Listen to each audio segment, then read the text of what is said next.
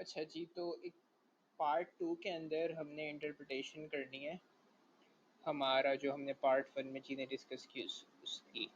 तो बेसिकली हम सबसे पहले आउटपुट में चले जाएंगे। अच्छा, आउटपुट में जाने के बाद हमने एस्टिमेट्स के कॉलम में जाना है। एसपीएसएस या जो इसके पहले में हम एमओस पे जितना काम करते थे, इसके अंदर मीडिएटर के एडिशन से हमारे यहाँ पे एस्टिमेट्स के अंदर कुछ हमारे पास एक्स्ट्रा कॉलम्स आ गए, जैसे कि आप देख सकते हो standardise direct effects, indirect effects, standardise indirect effects. इसके अलावा डायरेक्ट इफेक्ट्स और बहुत ज़्यादा टोटल इफेक्ट्स और इसके अलावा काफ़ी हैं। अच्छा, हमने क्या करना है कि हमने सबसे पहले, अच्छा इस पॉइंट से पहले, मतलब जो मैं अभी बता रहा हूँ ये तो एडिशनल है मीडिएटर के केस में। इस पॉइंट से पहले जो हम इंटरप्रिटेशन करते थे, अगर हमारे पास मीडिएटर नहीं होता था, मल्टीपल डिपेंडेंट्स होते थे, तो हमने वही करनी है जो इससे पहले हमें सिखाई गई है। ये बस मैं वो चीज़ें बता रहा हूँ कि जो मीडिएटर के केस में एक्स्ट्रा करनी है, बाकी सब कुछ तो एक हमें जो स्टैंडर्ड है वो फॉलो करते हैं आने, लेकिन मीडिएटर के केस में ये चीज़ें एडिशनल है। इससे पहले का सब वो रिपीट नहीं कर रहा क्योंकि वो तो आपने करना ही करना है। तो एडिशनल क्या करना है वो बताने जा रहा हूँ। सबसे पहले टोटल इफेक्ट्स का हम कॉलम चेक करेंगे।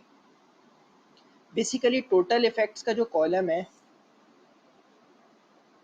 इसके अंदर हम देख सकते हैं, सबसे मैं इधर मॉडल भी खोल लेता हूँ साथ ही ताकि बेहतर तरीके से समझ में आए। तो इसमें बेसिकली जो हमारे पास रीड हमारा जंप पे जा रहा था लाफ के थ्रू, ठीक है। तो अब जब हम इंटरप्रिटेशन करेंगे तो total effects basically total effects show करते हैं नाम से ही, जो कि जंप के ऊपर आएगा और रन के ऊपर आएगा। तो सबसे पहले मैं जंप का बता देता हूँ। अब जंप के कॉलम में हमने देखना है कि जंप आ कहाँ से रहा है। जंप रीड से आ रहा है और राइट से आ रहा है, तो हमने जंप और रीड, जंप को देख रहे हैं और रीड के, तो ये है -0.082, minus shows the direction, we have to remember this. तो इसकी इंटरप्रिटेशन जब मैं करूंगा, यानी रीड जा रहा था जंप पे, जंप को देखा और रीड को देखा। इसमें एक एडिशनल चीज़ ये है कि थ्रू लाफ, हमने बस इसके अंदर जब हम अपनी स्टैंडर्डाइज इनडायरेक्ट इफेक्ट्स का जिक्र करेंगे तो उसके अंदर हमें थ्रू लाफ का लिखना पड़ेगा। लेकिन अभी जब हम टोटल इफेक्ट्स बता रहे हैं ना, तो टोटल इफेक्ट्स में हमें सिर्फ इतना लिखना है कि जंप कितने यूनिट इंक्रीज होगा, इंक्रीज या डिक्रीज होने के, जब रीड के एक्स यूनिट्स हों। तो इसकी इंटरप्रिटेशन यानी टोटल इफेक्ट्स की हम करेंगे इस तरह से कि जंप, ये डबल कॉमास के अंदर आएगा, अभी मैं ऐसे लिख रहा हूँ, विल इंक्रीज बाय, अच्छा तो हमारे पास क्या है, नेगेटिव, लेकिन नेगेटिव शोज द डायरेक्शन, तो हम सिर्फ क्या लिखेंगे, हम सिर्फ इसमें ये लिखेंगे कि 0.028 यूनिट्स इफ, रीड से आ रहा था तो रीड डिक्रीजेस बाय 1 यूनिट। ये चीज़ तो वैसे ही अंडरस्टूड है कि माइनस साइन हमने जब इधर नहीं लगाया ना, वो इसकी रीज़न ये कि हमने इसको इधर डिक्रीज किया है। तो पहली इंटरप्रिटेशन हमारी मुकम्मल हो गई। इसी तरह अगर मैं बैक जाऊँ दिखाने के लिए, तो जो राइट भी जंप की तरफ आ रहा है, तो अब हमने राइट को देखना है। तो अब इस केस में हमारी इंटरप्रिटेशन होगी कि jump will increase bye 2.201 units if right increase by 1 unit. तो हम ये कर लेते हैं इधर कि jump will increase by 0.201 units if right increase by 1 unit। इसी तरह से अब मैं नेक्स्ट पे मूव करता हूँ। अब देखें, हमने ये तो जिक्र कर दिया कि टोटल इफेक्ट्स में कि रीड जंप पे किस तरह आ रहा है और राइट जंप पे किस तरह आ रहा है, लेकिन मीडिएटर के केस में एक हमें काम एडिशनल करना पड़ेगा, और वो काम ये है कि हमारे पास बीच में लाफ भी आ रहा है। अब मैंने सबसे पहले पार्ट 1 में क्या बताया था, जंप के अंदर रीड का तो इफेक्ट है ही, इनडायरेक्ट इफेक्ट जिसको मैंने कहा था, लेकिन लाफ का भी तो डायरेक्ट इफेक्ट है। मतलब ये जो जंप है इन दोनों से मिलके बन रहा है ना, और ये जो जंप है ये राइट और लास्ट से मिलके भी मतलब राइट का भी कुछ इफेक्ट जंप में अंदर होगा और लास्ट का भी कुछ इफेक्ट होगा क्योंकि ये मीडिएटर है। तो इसी तरह हमने अब अपनी इंटरप्रिटेशन में एक काम एक्स्ट्रा करना है कि हमने लाफ की भी इंटरप्रिटेशन करनी है। अब हम देख लेते हैं चार्ट में लाफ भी आ रहा है भाई, बिल्कुल आ रहा है, ये रहा लाफ। तो सॉरी टोटल इफेक्ट्स में देखना है, लाफ आ रहा है, बिल्कुल आ रहा है। अब हमने जंप के कॉलम में लाफ देखने क्या आ रहा है क्योंकि हम जंप हमारा डीवी क्या है, जंप है ना, तो जंप ये रहा। और इसी तरह हमने लाफ का चेक करना है, जिस तरह सिमिलरली हमने इससे पहले जंप के हिसाब से रीड की ये वैल्यू चेक की थी, जंप के हिसाब से हमने चेक की थी राइट की ये वैल्यू। तो इस तरह जब हम लाफ की मैं बात कर रहा हूँ ना, तो उसके अंदर ये वाली वैल्यू ये कितनी है, 0.789। तो हम इसको भी लिख लेते हैं भाई इधर के जंप विल इंक्रीज, क्योंकि दोनों पॉजिटिव हैं, कोई माइनस की चीज़ नहीं थी, by 0.789 units if laugh increase by 1 unit। मैं शॉर्ट फॉर्म में लिख रहा हूँ समझाने के लिए। अच्छा, अब इसी तरह जंप का काम हमने भाई कर लिया मुकम्मल। अब क्योंकि कुछ रह नहीं गया ना, हमने तीन देखें, जंप रीड से भी आ रहा था, राइट से भी आ रहा था, लाफ के थ्रू। अब हमने रन के लिए काम करना है क्योंकि run is our second dependent variable. तो रन के लिए भी हमने इसी तरह से हमारी इंटरप्रिटेशन होगी जिस तरह से मैंने जंप की कराई है। हम रन में देखेंगे, रन का ये रहा, तो सॉरी टोटल इफेक्ट्स में देखना है। ये याद रखिएगा कि टोटल इफेक्ट्स में अभी हम सिर्फ हैं, इसके बाद हम आगे मजीद बात करेंगे, अब सिर्फ टोटल इफेक्ट्स का बता रहा हूँ। तो अब हमने रन का देखना है। रन किसके थ्रू आ रहा था, रीड के थ्रू और राइट के थ्रू। तो मैं इसको इधर से कॉपी कर लेता हूँ आसानी के लिए, और मैं इधर कर लेता हूँ पेस्ट ताकि मैं डायरेक्ट इधर से एडिटिंग कर पाऊँ। अच्छा जी, तो अब मैं रन के लिए क्वेश्चन बनाने जा रहा हूँ। रन इंटरप्रिटेशन कर रहा हूँ, रन विल, सबसे पहले रन किधर से आ रहा था हमारे पास, रीड से आ रहा था और राइट से आ रहा था। अब इधर रीड की नेगेटिव वैल्यू है, तो हमने रनिंग टारगेट वेरिएबल रन है, हमें रन को इंक्रीज कराना है डिक्रीज कराना है, हम दैट से हम इसको इंक्रीज कराना चाहते हैं। तो हम लिखेंगे इंक्रीज, शॉर्ट फॉर्म में लिख रहा हूँ, bye 0.004 units if read decrease, हम इधर अब यूज करेंगे कि हमने माइनस साइन था इसके साथ, right, decrease if read decrease by 1 unit। अब इसी तरह नेक्स्ट, एक तो रीड से आ रहा था, मैं दोबारा मॉडल दिखा दूं ताकि समझ आ जाए। ये रहा मेरा मॉडल। तो रन जो था रीड का हमने कर लिया, राइट के थ्रू भी आ रहा है रन, ठीक है, इनडायरेक्ट इफेक्ट। तो अब हम राइट का कर लेते हैं भाई। राइट का क्या होगा कि रन विल इंक्रीज बाय क्या है, 0.029 units if right increase by 1 unit plus इसके बाद हमने क्या बोला था कि भाई रन के अंदर लाफ का भी तो कुछ इफेक्ट आ रहा है, तो हमने अब लाफ के बारे में भी इसी तरह आगे लिखना होगा।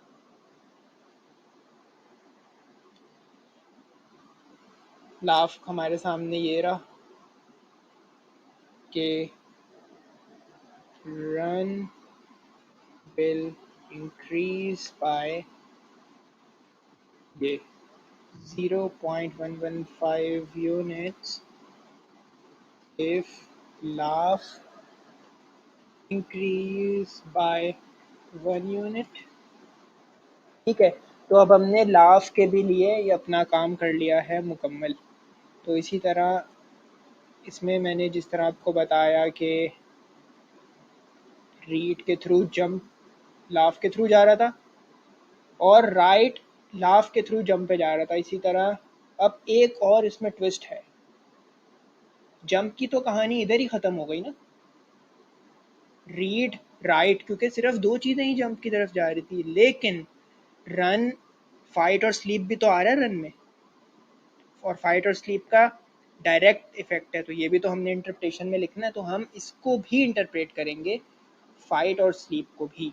तो बेसिकली फाइट भी हमारे पास और स्लीप भी है, ये दोनों। तो ये इसमें आपको याद रखनी है चीज़ कि आपको इंटरप्रिटेशन तो सबकी ही करनी है ना। मीडिएटर का केस होने से इस चीज़ पे फ़र्क नहीं पड़ेगा कि मैं इंटरप्रिटेशन कम करूँगा किसी भी चीज़ की। तो इसलिए अब मैंने दो और मुझे इंटरप्रिटेशन करनी पड़ेंगी कि रन विल, क्या था हमारे पास, फाइट और स्लीप है ना। रन विल, पहले हम फाइट का कर लेते हैं। Run will increase bye 1.562 units if fight increase by 1 unit. अब इसी तरह हमारे पास लास्ट रह गया स्लीप का। रन विल, हमने रनिंग को इंक्रीज कराना है, इधर नेगेटिव साइन है remember, so we have to increase the running capability, let's say. So run will increase by 0.099 units if, where unit होगा sorry, if sleep increase by 1 unit. इस तरह हमने ये तमाम इंटरप्रिटेशन की, इसको मैं हटा देता हूँ यहाँ से। तो इस तरह ही हमने इंटरप्रिटेशन करनी है। जंप के सिर्फ 3 इसलिए होंगी कि मैंने आपको बताया कि सिर्फ 2 जगहों से ही वो आ रहा था, रीड से और राइट से, लाफ के थ्रू। मीडिएटर लाफ था, सही है, लेकिन जो रन था वो रीड और राइट से तो आ ही रहा था लाफ के थ्रू। तो ये हमने लिख दिया इधर तक लाफ के थ्रू, लेकिन वो फाइट और स्लीप से भी तो आ रहा है डायरेक्टली, तो हमने उसकी भी इंटरप्रिटेशन कर दी इधर, सही है। ये हमारे टोटल इफेक्ट्स कहलाते हैं। इसको मैं इधर नाम दे देता हूँ टोटल इफेक्ट्स। अब एक चीज़ इसमें एक्स्ट्रा है, एक्स्ट्रा नहीं मतलब वो हमने करनी होती है, कि अब हम परसेंटेज वैल्यूज़ की तरफ जा रहे हैं। परसेंटेज वैल्यूज़, परसेंटेज वैल्यूज़ में लिया मैंने आपको बताया था कि मीडिएटर के केस में मेरे पास कुछ एक्स्ट्रा चार्ट्स आ गए हैं। तो अब मैंने टोटल का तो देख लिया, इसकी इंटरप्रिटेशन भी कर ली। अब मुझे जाना है स्टैंडर्डाइज इनडायरेक्ट इफेक्ट में। किसमें? स्टैंडर्डाइज इनडायरेक्ट इफेक्ट में। और बेसिकली ये परसेंटेज वैल्यूज़ होती हैं। स्टैंडर्डाइज इनडायरेक्ट इफेक्ट्स मेरा सबसे लास्ट कॉलम है, ये गया स्टैंडर्डाइज इनडायरेक्ट इफेक्ट्स, सबसे मेरा लास्ट कॉलम है। तो बेसिकली इसके अंदर मुझे, ये आप एंड पे चले जाएंगे तो आपको शो हो जाएगा, ये रहा स्टैंडर्डाइज इनडायरेक्ट इफेक्ट्स। अब स्टैंडर्डाइज इनडायरेक्ट इफेक्ट हमें क्या बता रहा है? परसेंटेज वैल्यूज़ होती हैं ये। मैंने जैसे पहले हेडिंग डलवाई थी उधर परसेंटेज वैल्यूज़, तो मैं इसको इसका स्क्रीनशॉट लेकर उधर अटैच कर दें ताकि समझा सकूँ।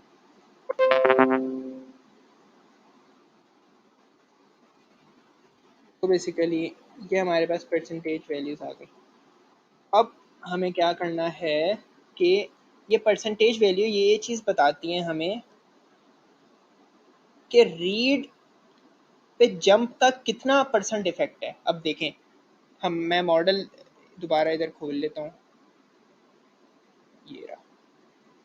ये हमारे पास, ये हमें ये चीज़ हमें ये बताएगी कि हमारे पास, इसको मैं ऐसे कर लेता हूँ, ये हमें बताएगी कि रीड जंप की तरफ जा रहा है तो उसका कितना इफेक्ट है। यानी रीड जंप -0.032 इसका है इफेक्ट हमारे पास, ठीक है। तो अब हम इसको किस तरह से रिपोर्ट करेंगे? अब हम इसको इस तरह से रिपोर्ट करेंगे कि रीड हैज़ अ 3.2%, ये हमेशा परसेंटेज की फॉर्म में आपने याद रखना है। इनडायरेक्ट इफेक्ट, इनडायरेक्ट इफेक्ट है ना, मैंने पहले बताया था, क्योंकि वो डायरेक्टली नहीं जा रहा, लाफ के थ्रू जा रहा है, तो ये लिखना जरूरी है कि indirect effect on jump through laugh. Through laugh का जिक्र जरूरी करना है, थ्रू लाफ का जिक्र हमने जरूरी करना है, विच इज इनसिग्निफिकेंट। अब ये मैं कहानी बताता हूँ कि ये इनसिग्निफिकेंट और सिग्निफिकेंट की क्या कहानी है भाई। अच्छा, तो सॉरी,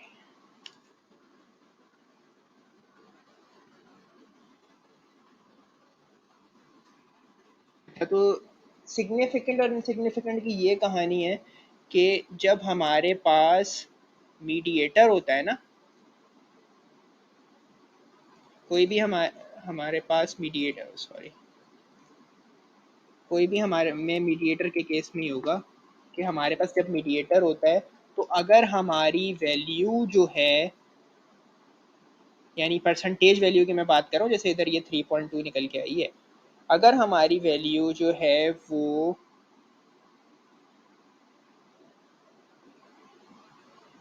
20% से छोटी है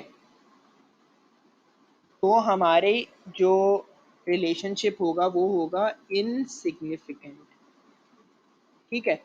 और अगर हमारी वैल्यू बड़ी होती है 20% से, बड़ी या इक्वल टू दोनों, तो मैं इधर एक इक्वेशन डाल देता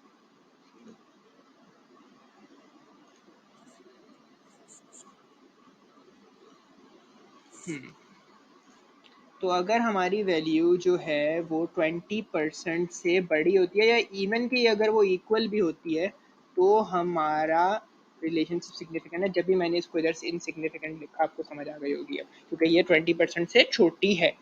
तो इसी तरह अब सेकंड का मैं आपके सामने कर देता हूँ कि जंप की तरफ राइट भी जा रहा था, तो अब राइट हैज़ अ, कहाँ से देखूंगा, राइट के कॉलम में देखूंगा तो ये 0.207 का मतलब है 20.7%, 20.7% इनडायरेक्ट इफेक्ट, क्योंकि इनडायरेक्ट है, लाभ के थ्रू जा रहा था ना भाई, indirect effect on jump through लाभ। और अब ये आपने बताना है कि ये वाला इनसिग्निफिकेंट है सिग्निफिकेंट है, 20% से बड़ा है तो ये सिग्निफिकेंट है, तो हमने इस पे लिखना है कि दैट इज सिग्निफिकेंट। इसी तरह हमारे पास नेक्स्ट पे अगर मैं जाऊं तो मैंने जंप के लिए कर लिया और मैंने रीड के थ्रू जा रहा था और राइट के थ्रू जा रहा था, ठीक है। अब मैंने यही काम करना है, यानी मैं जो बताना चाह रहा हूँ ये है कि मैंने जंप के लिए रीड की कंट्रीब्यूशन बता दी है, राइट की कंट्रीब्यूशन बता दी है थ्रू लाफ। अब मैंने रन के लिए काम करना है ना, तो रन के अब मैंने रन के लिए काम करना पड़ेगा कि रीड लाफ के थ्रू जा रहा है और राइट जा रहा है लाफ के थ्रू रन पे, तो इधर मैंने ये काम करना है। तो मैं इसको इधर कर देता हूँ भाई और मैं आगे अपना कर देता हूँ टाइप कि क्या करना है।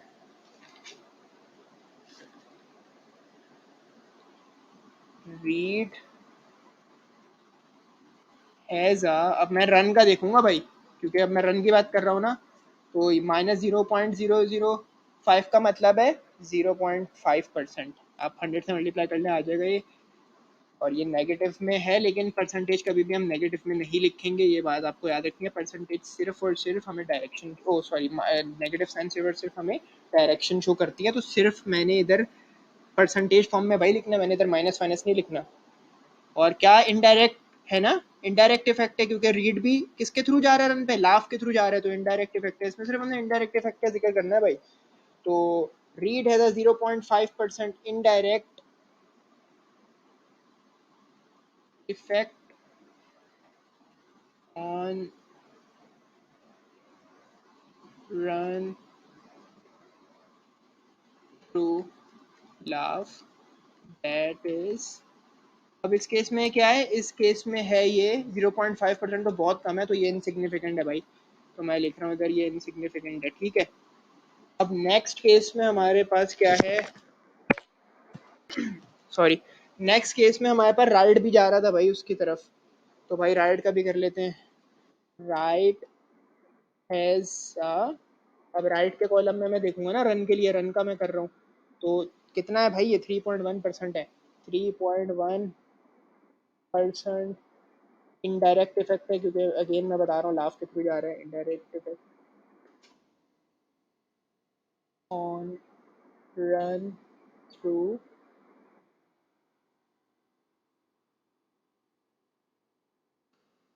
लाफ, दैट इज, ये भी इनसिग्निफिकेंट है, 20% से कम है ना भाई, ये देखो 20% से कम है तो इनसिग्निफिकेंट है।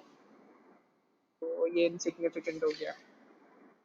अब ये तमाम काम करने के बाद